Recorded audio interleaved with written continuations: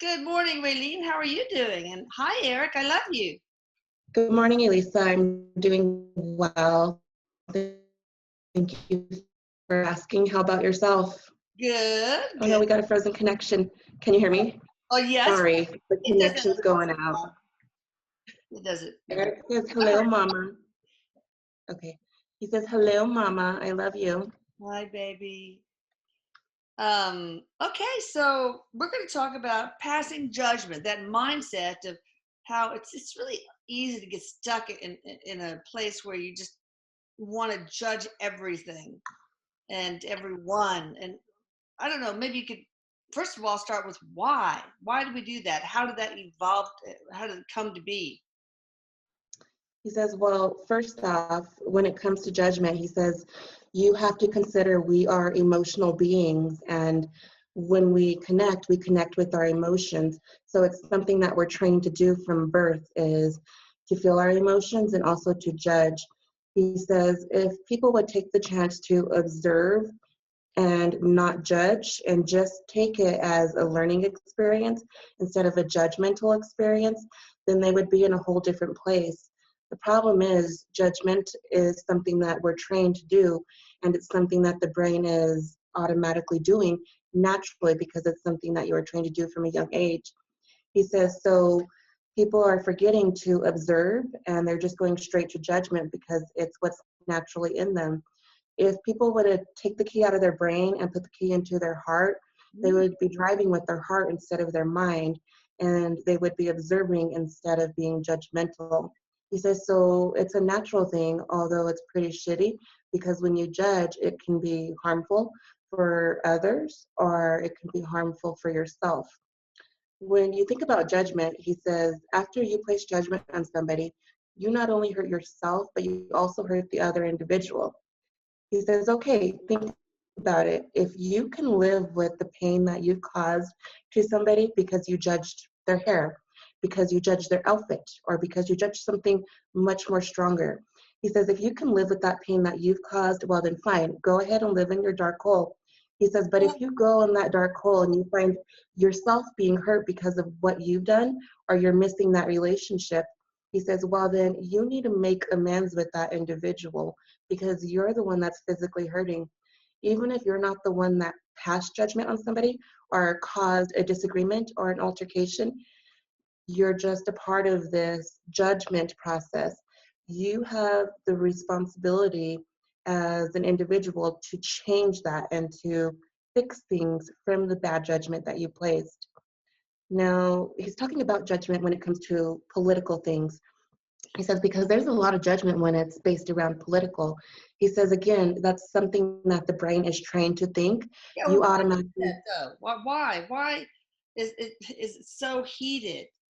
I mean, it's not like, well, I like that dress better than this dress. It's he says, well, you have to ask society why they trained your brain to think like this. He says, think about it, mom, from childhood. You're trained to look a certain way. You're trained to act a certain way. If your kid is misbehaving while you're in a restaurant, well, you're a fucking bad parent. He says that's people placing judgment on you. He says, so you're trained, the brain is trained to think this. In order to stop it, well, you have to fucking relearn shit. You've got to stop your brain from being where it's at right now, retrain it. He's talking about autopilot. Everybody is on autopilot in one way or another. You're going and you're consistently doing one thing or the same thing over and over, but you're not actually paying attention to what you're doing.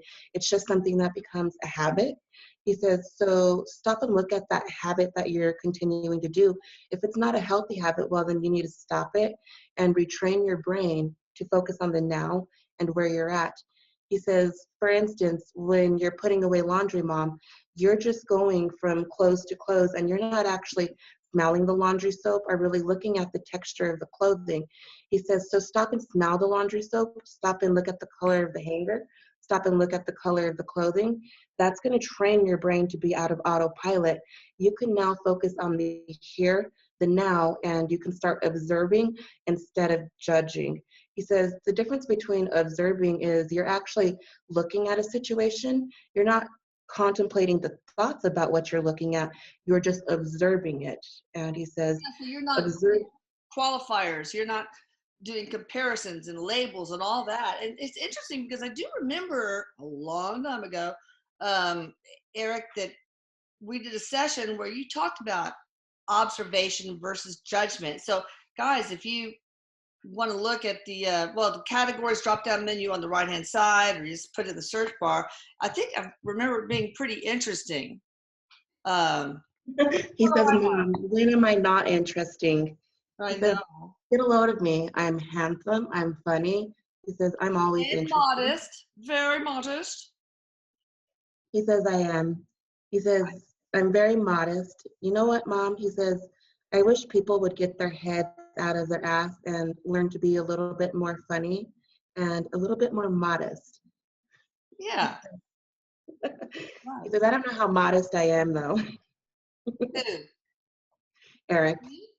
Oh, Eric. Um, I wish you yeah. knew how handsome you were when you were here. Uh, he says, you know, Mom, I get more action now than I did when I was alive. I kind of like it. Oh, He good. I says, bet you do. Well, okay, so back to politics. Well, maybe I interrupted you. I can't remember. But why is politics so judgmentally charged now, more than I remember my lifetime anyway? he says it's all about control, Mom. He says you got to look at our government and you think about what you're seeing with the politics, whether you like it or whether you disagree with it. He says, so what you watch is influencing you, the reaction of other people. He says that there influences you. He says back in time, TV wasn't that well known. He says it took a lot of press before people got information about government things that were happening. He says, so now people are getting information very quickly. It happens on the very same day or the very next day, shit hits the fan. He says, so now everybody's picking up off of everybody else's anger. And it's basically like you're feeding off of another individual back and forth. He says, so my suggestion is to distance yourself from the news and from political things. It's okay to know about what's going on in the world, but don't take it on as if it's your own, because when you do that, you become judgmental and then you get stuck in the mix of it. He says, Mom, observe it, don't judge it. Well, I guess I am guilty of that. But I have very strong opinions that I feel is just pretty much common sense. And so I As do post a lot on my personal Facebook page. Okay, guys, so let me have something, okay? he says, Like, I don't you're want to entitled to your sacrifice opinion. everything. I don't want to sacrifice everything. But I know that, I don't want to read the comments, but, I just want to put out my feelings, my feelings about what I think should be done about this or that, and so forth. He says, yeah, Mom, and that's all cool. He says, because you're entitled to your feelings. Remember, we're emotional beings. We connect with our feelings and with our emotions. It's just natural. He says, so you're entitled to have those emotions and those feelings. He says, Mom, you just want to fix the world with the snap of a finger. And he says, No. don't we all? He says, Then only but then we're being armchair citizens. I mean, it seems like ignoring it's I don't think that's the answer. I mean, I do not judge I don't want to say opposing side, people who differ opinions from me. I've learned from them. Some of them I've actually adopted their opinions, but boy, a lot of people don't want to even open their minds to any of my opinions. I guess I do judge the leadership, though, not the people, but the leadership on both sides. So yeah, I do he that. says, Very well, when it comes to the leadership, he says, leaderships, they're assholes and they all leadership. We should call them the leadership. that's why they're assholes.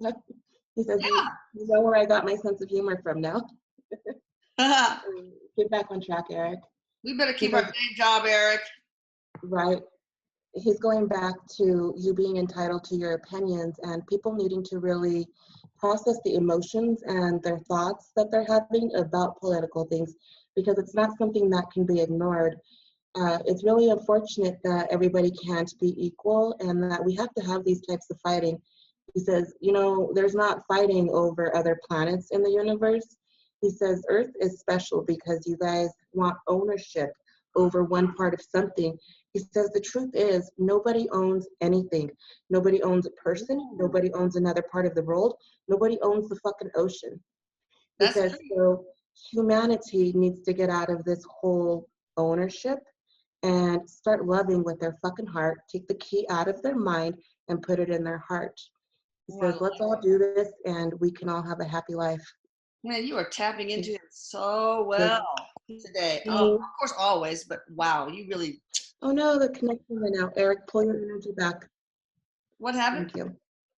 My connection went out. You froze. I had to tell him to pull his energy back. Okay. Yeah, so I just hope that, and I will try too, that people will try to kind of think about things that the other side says, at least consider it instead of, oh my God, that person's on this side, boom, won't even look at it. Because I think that's really important. I don't think we need to fight. I think we just need to discuss and learn from each other. That's it. He says that people will learn that my way is right. I'm kidding. I'm kidding. He says, Mom, people are catching on to it. People are catching on to it. You are right. He says, that is not always right. Papa's always right, though, right? He's laughing. He says he thinks.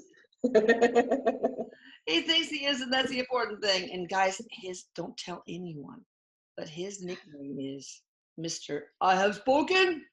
He's so cute. I could see that, Elisa. Oh, yeah, you see that. You've been in my house, and like I remember one time at dinner, guys. This is really funny. All 5 kids like going crazy at the table, talking over each other, and he has his readers on because he can't see his food when he eats. And he just had enough of it. He doesn't like a bunch of noise, okay? And he goes, "What is the meaning of this?" And all you see is these giant eyes, whoosh, whoosh, whoosh, like Bambi eyes. Everybody starts cracking up. He's making these huge ass glasses as if they're like 2 feet long on his face. And he goes, that's how he sees out of those glasses. He doesn't see the like the surroundings around him. He's just seeing through those glasses. Right, but it magnified his eyes so much. It was funny. Wait, what happened? We took everybody on a rabbit hole. All right, so let's talk more about judgment. Oh yeah, of course, you can also have judgments that are not said. You know, you just like think you're like, oh my God, that person is whatever. Well, he says there's that type of judgment, and there's also judgment upon yourself. Oh yeah, let's talk about one of those. Those are very similar to each other. He says, because when you're judging yourself, it's not like you're expressing it to another individual. You're expressing it to yourself, maybe not verbally, but that thought of in your mind of, I'm not happy with the way I look, or my God, I need to lose weight.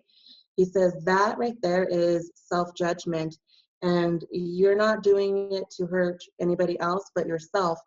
He says when you have this type of judgment, it's because there's something emotionally detached from you. He says, so what you need to do is you need to look for what you're missing. He says, it's not love. It's not another person that's going to fix that for you. It's within yourself. He says, so start, slow down, please. He says, start getting the pros and cons together. He says, if you have a lot of cons about yourself and not a lot of pros, he says, what you need to do is you need to start balancing yourself as an individual. People who are judgment of themselves are not balanced. He says, find an even balance within yourself. How do you do that? You get it, split up. He's getting a piece of paper. He says, you write down a list of pros and cons about yourself. And he says, you take what you like and you take what you dislike and you change it. He says, you find a moment to allow yourself to focus on the now and to ask yourself, what is it? Why am I self-conscious? Why do I have the judgment on myself? Why do I have the expectations on myself? What a lot of people don't realize. Also, where did this shit come from? Why am I so judgmental about myself on this? And you sometimes can figure it out. Like, oh my God, that guy on the Jungle Gym, he said this, that, or my parents always used to say that. So sometimes your judgments aren't even your own. You've just internalized the criticism from others. So that I think is important. Is it mine or is it somebody else's shit? And that's where he was going. He says a lot of people don't even realize why they feel the way they do. He says, so you have to ask yourself, was there something that set this emotion off? Go back to your childhood. Was there an instance? Was there a behavior that you've seen mom and dad have with you? Were you told, no, you're not good enough? He says, because as a young child, those things affect you.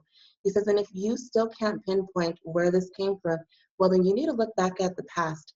He's talking about past lives in terms of past and future. Oh. He says, well, then you need to look back at that shit and see what you're carrying with you. He says, you have the choice to feel this stuff and you have the choice to let it go. As a human, you are the one in charge of your emotions and your feelings. He says, if you can't figure out the answer to why you're feeling the way you are, then you need to let that shit go. He says, stop, feel the emotion. I don't know why I'm feeling it. Okay, then I do not need it.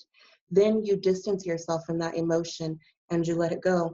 He says, if you're a person that likes to grip shit and doesn't want to let go easily, well, then what you need to do is you need to have a fight with yourself. He says, yeah, have a fight with yourself. Ask yourself, well, why am I holding on to it? Why is it any good to me? And if you can't win the battle with yourself, then you need to just give it up. He says, let it go. He's talking about people needing to like write letters or have some type of visual to let something go, whether it's burning the letter that you wrote, burning an emotion away. He says this is a visual to help people to release shit, especially karma shit that they're not aware of. Or also, trying to find the value in the shit. Like I said, I was able to let go of the childhood abuse because I found what was so valuable in it. And once I did that, it's like, oh my God, thank God I got the shit beat out of me. I am so grateful. Hallelujah. Because now I am more compassionate, nurturing, and assertive. And He says, and as fucked up as it is, Mom, you got that lesson to be a nurturing mother and to be loving and to give your children what you did not have. He says, look at how awesome we are because of you.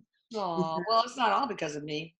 Maybe some of it's in spite of me. You never know. He's giving you most Judging credit. myself. Oh no, I'm not. I'm not. I am totally at one with all my weird quirks and flaws, my clumsiness. He If I ever says, go to my house, for example, I will show you.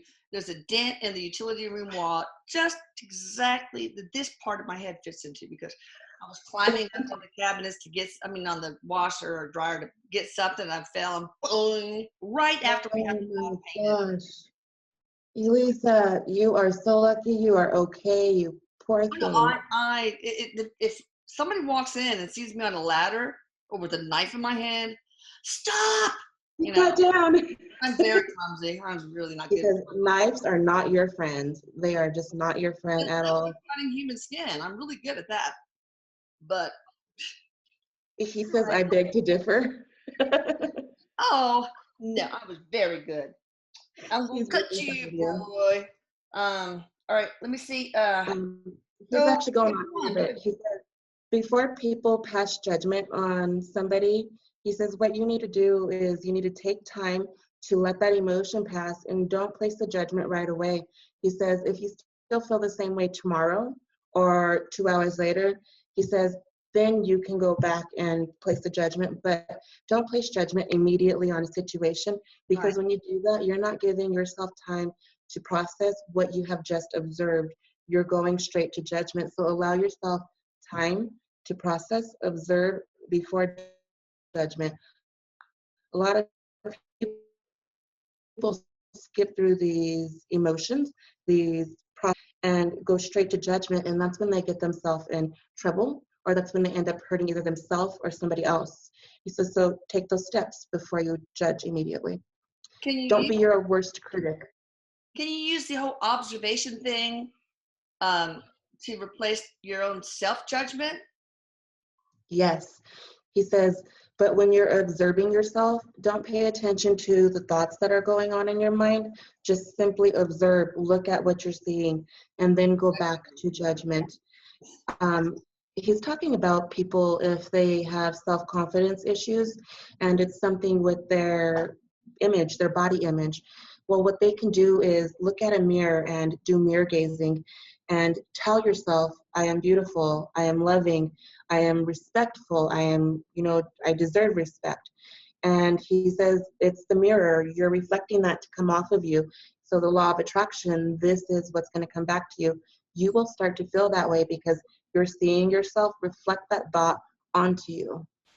Yeah, and if you say, well, I suck, that means you're saying that Raylene and I suck, because we're all one. We're all part of the collective. So don't be doing that. One thing that I like too is if you just look at yourself, observe from the observation standpoint, you can pretend like you're a reporter. And I could give an analogy when people are judging you.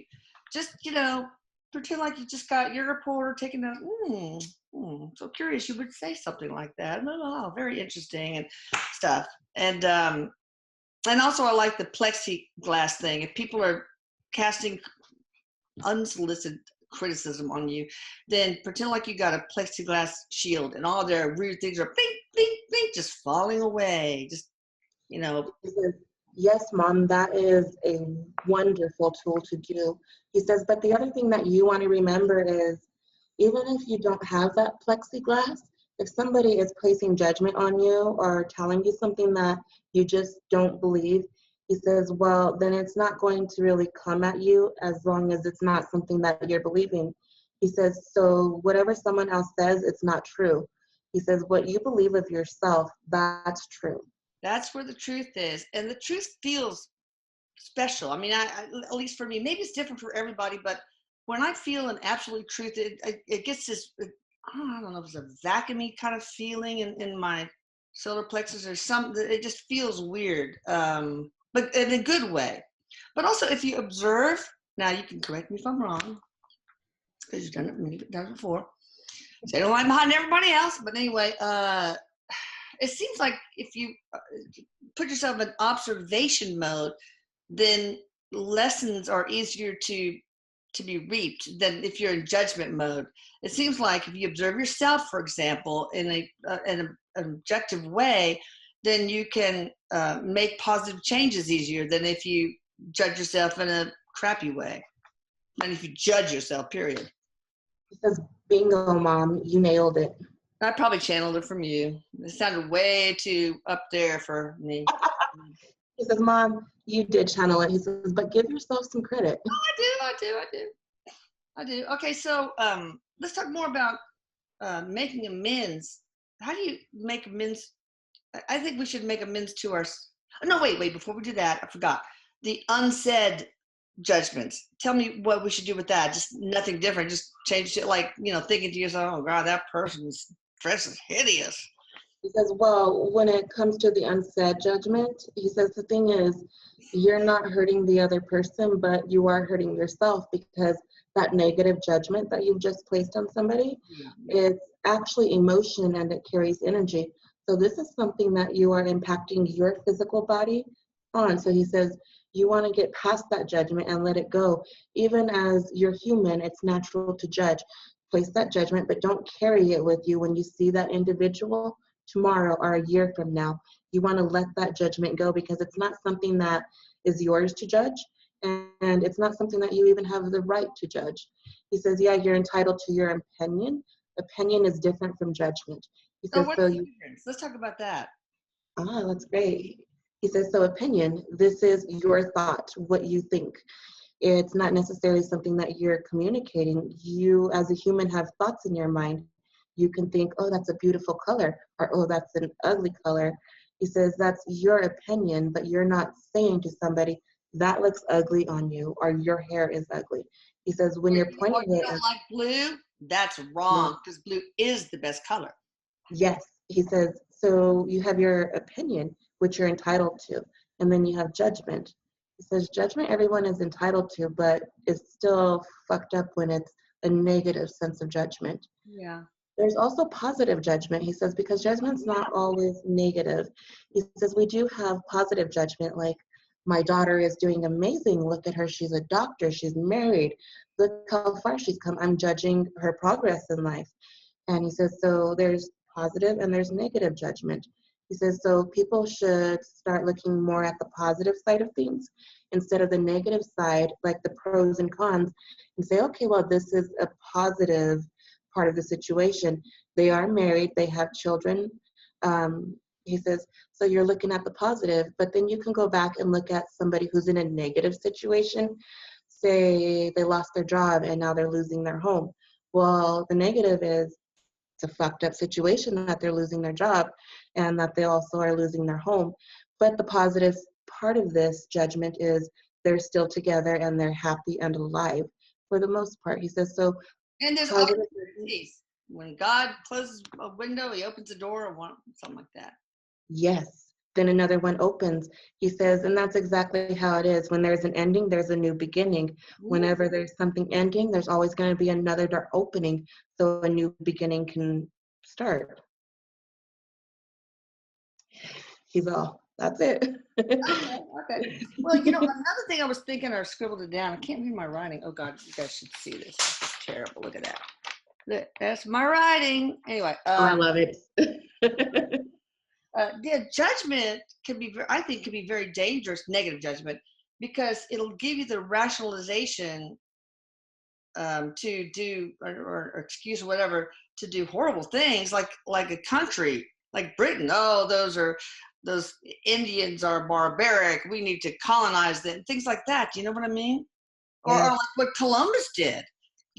Oh, those Taino people, they are just barbaric, blah, blah, blah, primitive. Let's take them over and kill them.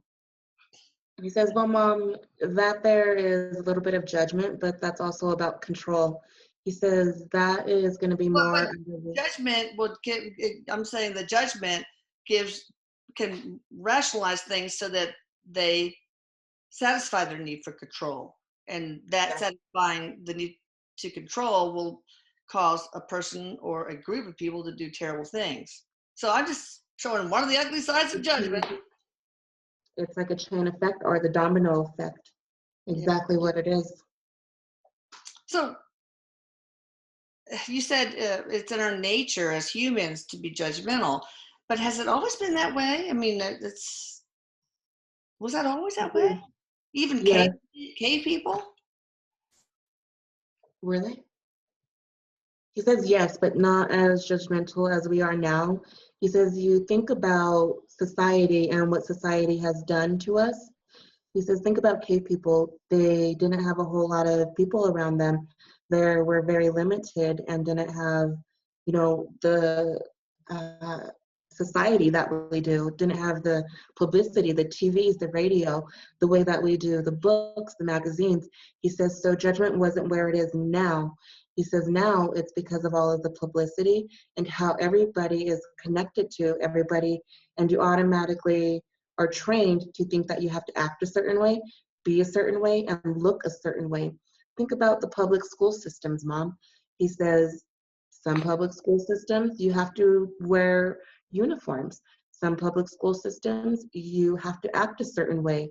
There's behavioral issues if your child is, misbehaving because of, they're uncomfortable. He says, then your child is labeled.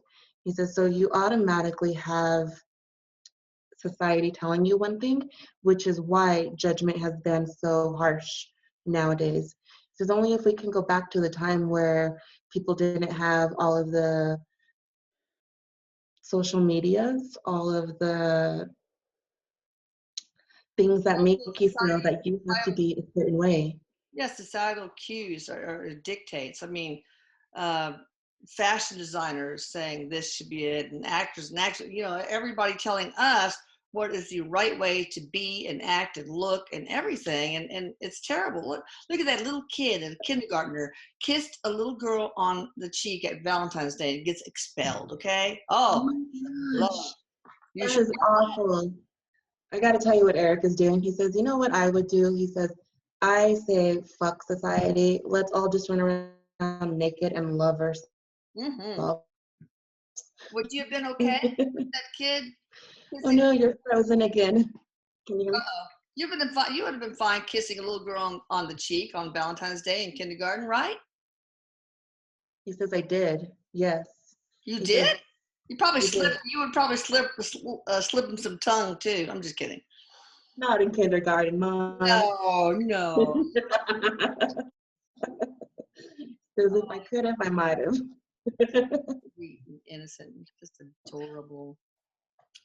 By the way, I tried to find your girlfriend, Miss Kane, that you proposed marriage to, but she was already engaged. I can't Oh, I'm so find sorry. Was that your teacher you proposed to? Oh, It was. He says, my first heartbreak. oh, that was awful.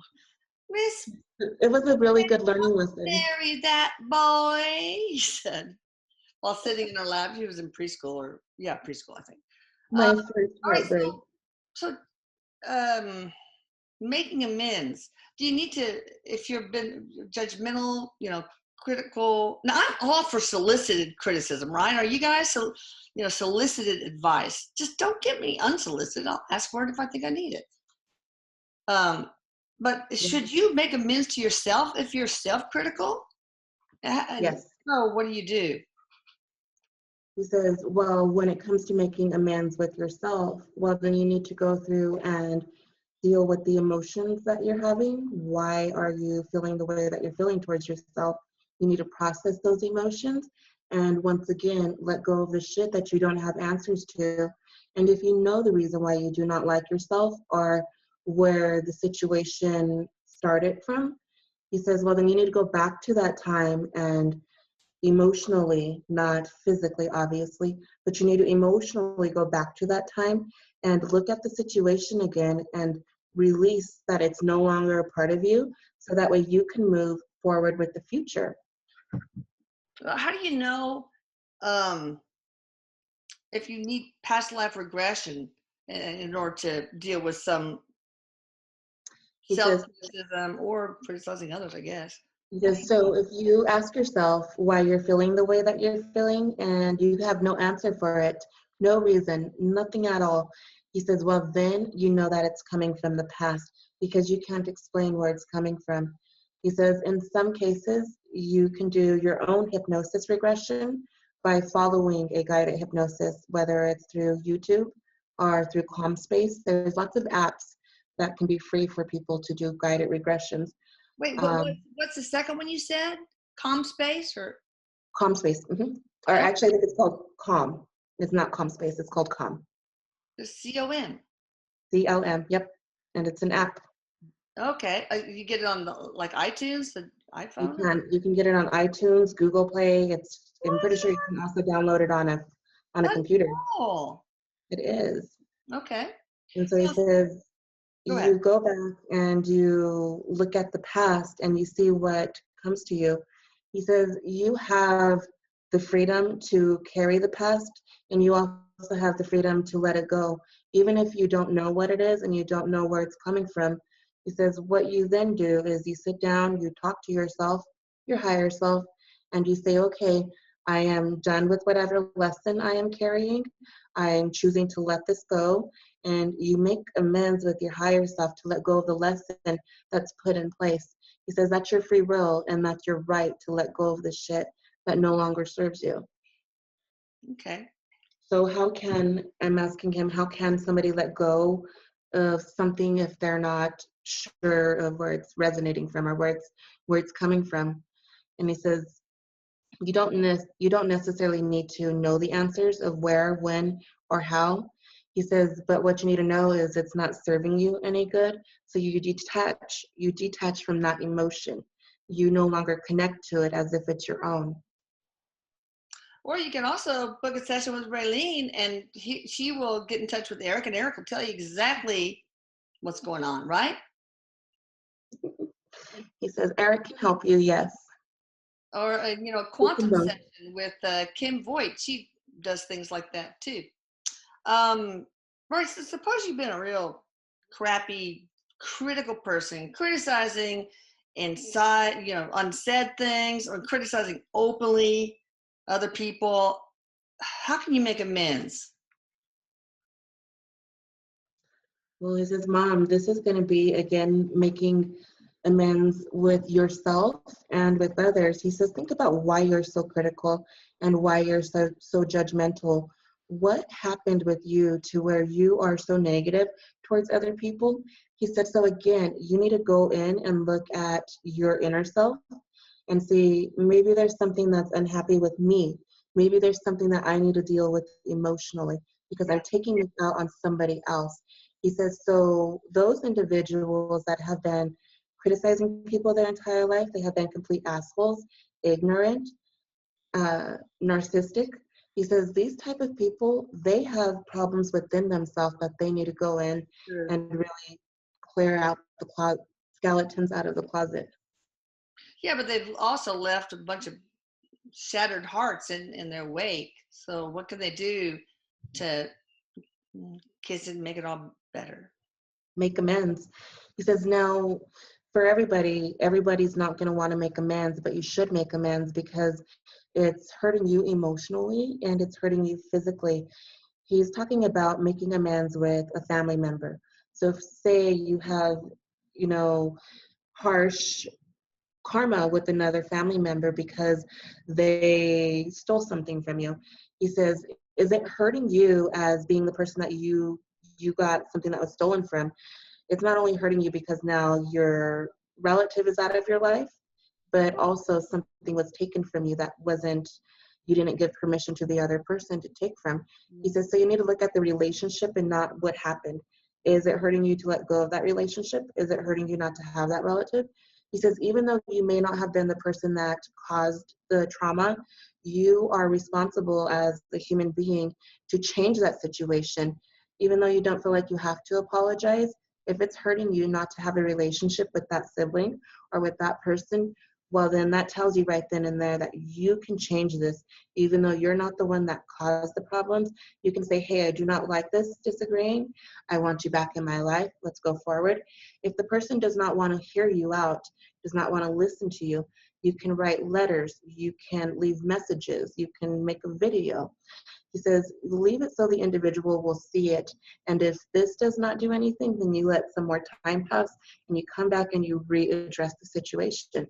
He says, so remember, if you've been hurt, you can be the one to reach out and make amends because these are both a responsible party in the situation. There is no right and there is no wrong. And that's what you have to look at as an individual. Yeah, that's true. And if you hurt somebody else or a bunch of people, do you remember Mr. Deeds with Adam Sandler? I love that one. I think it's Mr. Yeah, Deeds, it where is. he decides to make amends. And so who's the guy on Fargo? The old dude.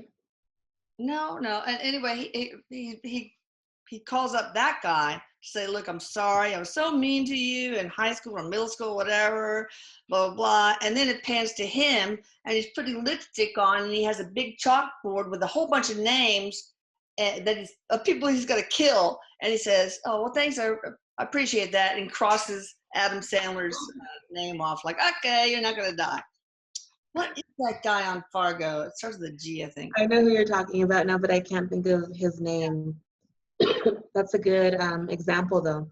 So, but why do people have such trouble calling and say, look, dude, I was an ass. I'm so sorry. Because actually, I mean, it's hard to start, but when you're finished and you get almost always a positive response, it feels so refreshing. You just get rid of that burden. He says, It's hard for well, me too. It is hard for me too. Okay. it Definitely. is. It's hard for every human because we have emotions that we feel. We're humans and we're emotional beings. But go back, please. He's getting close and my connection's messing up again. He's Uh-oh. talking about how there's also your ego that gets in the way. And once again, if people would take that key out of their brain and put that key in their heart and start operating by that, he says, well, then your ego would not be in the way. You would be able to say sorry for the pain that you've caused. He says, people have ego attacks and they choose to hold on to, I'm not wrong, I did nothing wrong, even though you clearly made somebody cry. You still feel entitled to that They deserved opinion. it, you know. Yeah. They did this to me a long time ago. You know, there's so many excuses you can make for not making amends. But Steve Buscemi, that's who it is. Bingo. That right there is the name of the movie character.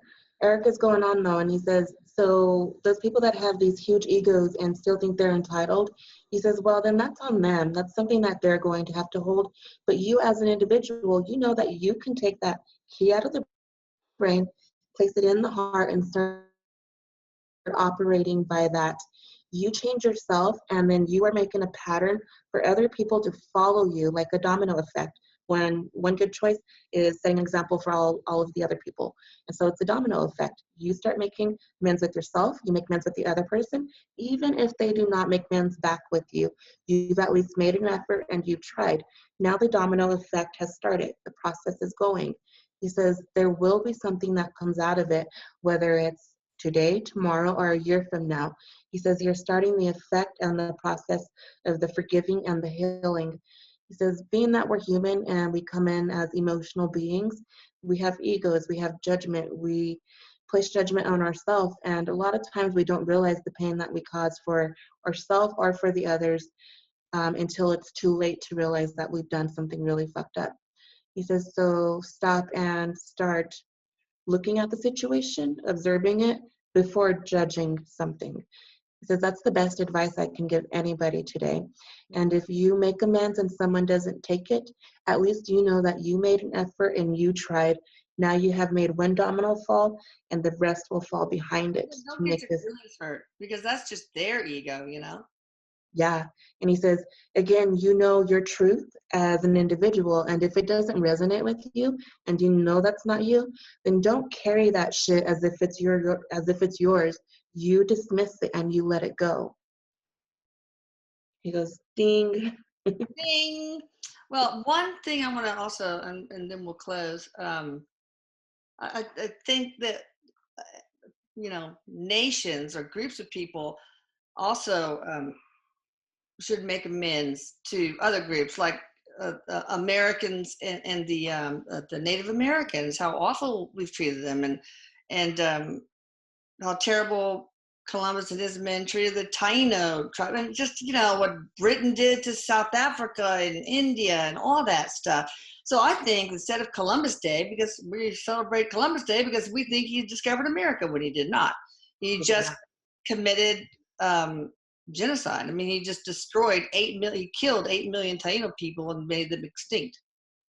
So instead of that day, and I've mentioned this before, we should be active and try to promote Forgiveness Day, where we ask for forgiveness of the groups of people we've oppressed or harmed in any way.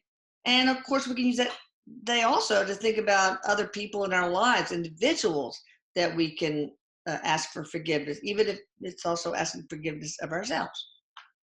He says, yes, he says, Mom, you know how much world peace we would have if our governments would just come together and apologize for the fucked up shit that they've done and live as a whole instead of living separately.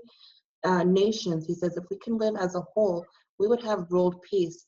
All it takes is a little apology, understanding their point of view. You might not like it, but still understand it and accept it. He says, then we would have peace with everybody as a whole. He says, it's the same when it comes to your races, whether you're Indian, white, black. He says, if we all treated each other as equal, we would have complete peace.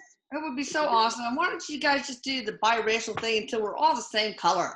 Seriously, it's ridiculous. Make it a lot easier, right? Oh my God. But it's as far as the African Americans are concerned, I mean, what we did as far as enslaving them, we should and probably have made amends, maybe not enough, but to also try to buy their forgiveness in inappropriate ways. I don't think it's worked out. Like, I of course believe in the civil rights movement. My God, it should have been done long before. But the Great Society, we have done such a disservice to blacks with Lyndon Johnson's Great Society, because we've just created a professional poor class. We've given we've made it to where black mothers are married to the government, and the black fathers are like, okay, you're taking care of my welfare, so we've destroyed the American family. I mean, that's my opinion. Not He says judging. it's all about control again, Mom. Huh? He says it's all about control. He Yeah, says that's another way, sneaky way of control. it is. What people need to learn is you are not in control of anybody else except for yourself as an individual. He says you also need to realize that money does not buy love. Money does not buy forgiveness. He Yeah. says what can have you love and what can have you forgive is the way that you treat an individual, Yeah. whether it's an Love. animal, a person, a Love store. it. He says you treat them with respect, kindness, and love, and that's what gives you forgiveness, and that's what brings you love back into your life. As a group, make amends and give them love and encouragement. And when they're down, I don't care what color their skin is, help them, help them help themselves, whatever. He says, yeah, don't keep One kicking at the plantation for person. another. Don't enslave them, with another plantation. It's anyway. Absolutely. He says, when someone's down, you don't kick them. You reach for their hand and you help them. Right. What is going to happen with humanity?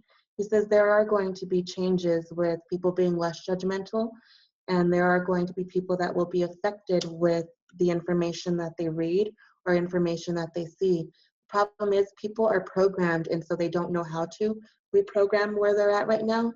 Knowing how they can get off of autopilot and reprogram their brain, retrain it.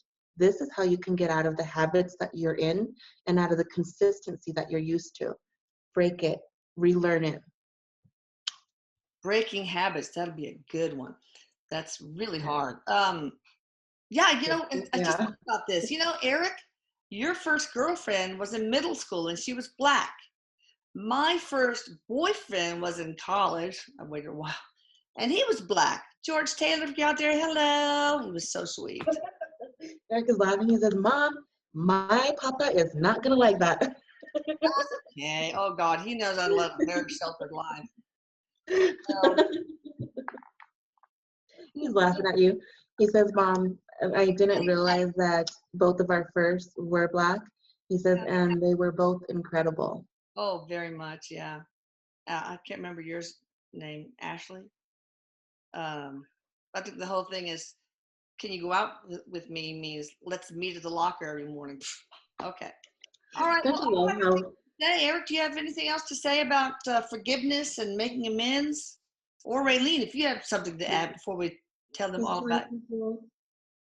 he says, remember to talk to others with the way that you want to be talked to, respect others the way that you want to be respected, observe before judging, give yourself time to process what you've just gone through, even if it's fucked up. He says, give your time to process before judging the situation. He says, this is going to help you out a lot. Awesome. He says, And you guys, live a little, love a little. love a lot. You guys can check out Raylene. She is the queen of crystals and so many things. She can teach you how to communicate with, she can teach you all sorts of spiritual arts. So check her out at angelmedium7.com, which I will put right here, hopefully.